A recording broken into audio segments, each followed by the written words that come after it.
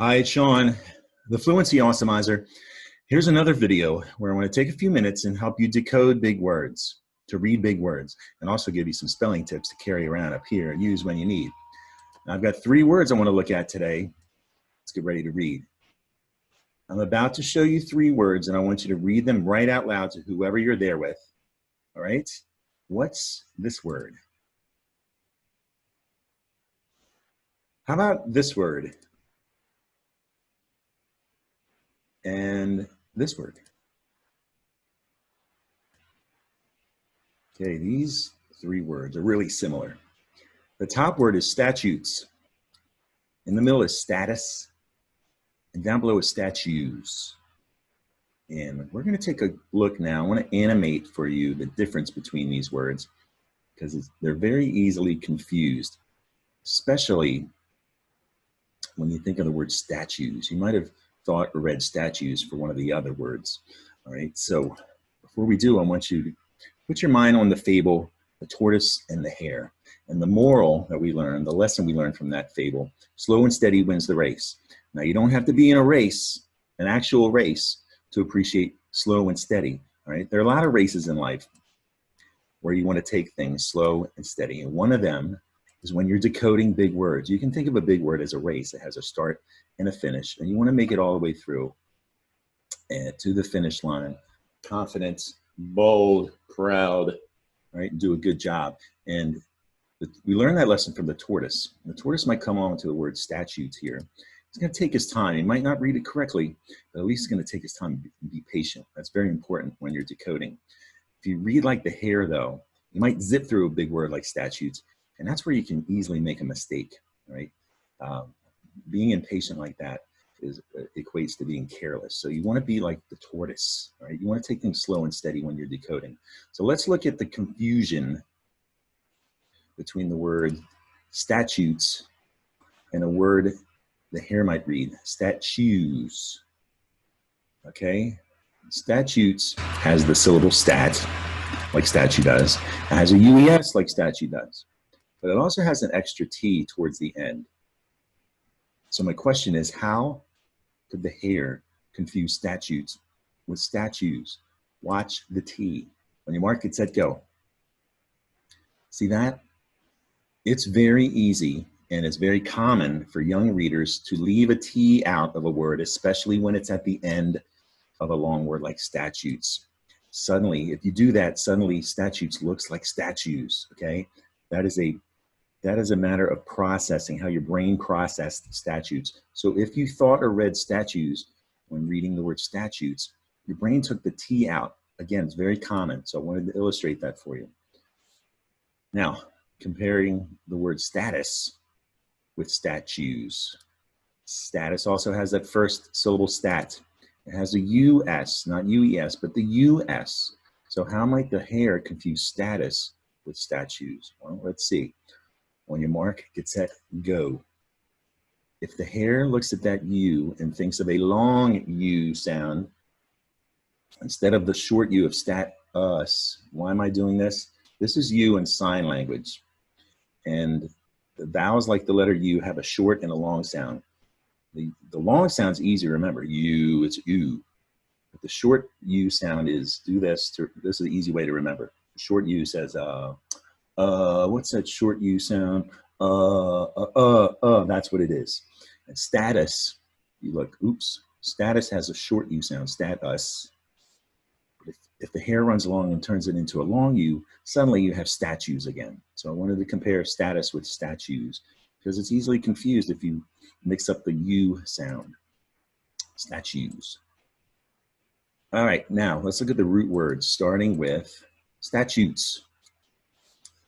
Statutes comes from the Latin root sta, right? It's not a word by itself in our language, English.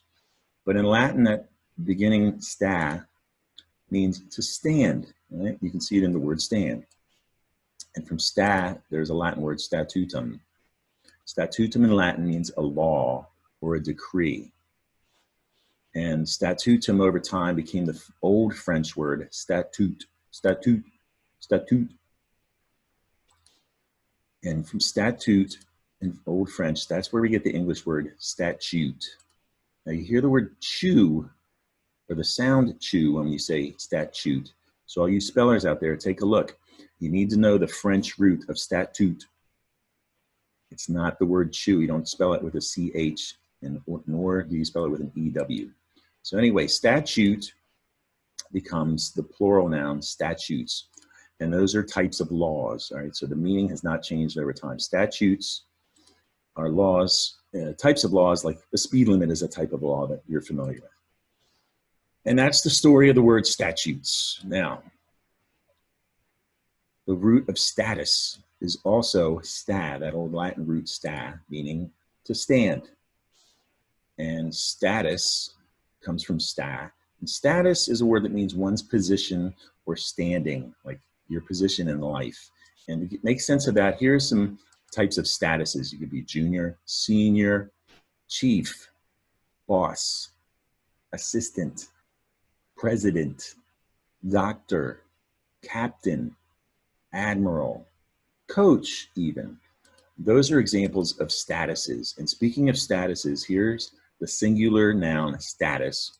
We're going to add an ES to make the plural word statuses, which I just showed you a list of. Status as, you can hear that short E.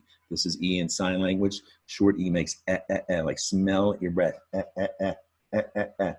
Status as. And that's the story of statuses. Now the root of statues, right? This is the word, this video is all about the word statues and how you can confuse it with other words. Also comes from that Latin root sta. And if you think of it, statues do a lot of standing, don't they? Here's the Statue of Liberty, standing there in New York Harbor. So there's a Latin word statua, and in Latin that means an image or a monumental figure, just like Lady Liberty. Hello, lady. So statua over time became the French word statue. Say it with me, statue. Right? Not statue. In French, it's pronounced statue. And curiously, the Statue of Liberty was a gift from France back in the late 1800s. And the Statue of Liberty was created by a sculptor named Auguste Bartholdi. Actually, he modeled the Statue of Liberty after his mom, Mrs. Bartholdi. That's who the Statue of Liberty looks like. And another interesting story about the Statue of Liberty is it was so big that France sent over the hand first, right? The rest of the body wasn't complete, so they couldn't wait. They sent the hand. So you can imagine opening that present. Ooh, there's a present from France. A hand. They gave us a hand. They gave us a hand. I wonder if that's where the expression comes from. Woo! Bravo, bravo. They gave us a hand. And they did. And that's the story about the Statue of Liberty you might not know. So over time, statue in French became statue. And it sounds like chew, just like statute. It's not, all right? You need to remember this when you spell statue. Remember the French origin, statue, because it looks like the two in Tuesday. Compare that for a moment here, statue, Tuesday. All right, so from the root statue, the noun statue, we just add an S, and we have the plural noun statues. And that's a story of statues. Not statues, statues on Tuesday. Okay, that's today's video. Subscribe to my YouTube channel where you can find videos just like this, a whole pile of them. And I post them to help readers in 2nd through 6th grade, beyond 6th grade even, and even before 2nd grade if they're ready for a challenge. But I post them to help those readers decode big words and give them lots of spelling tips too, and also history lessons like today's lesson. Mom or Dad can follow me on Facebook at the Fluency Awesomizer.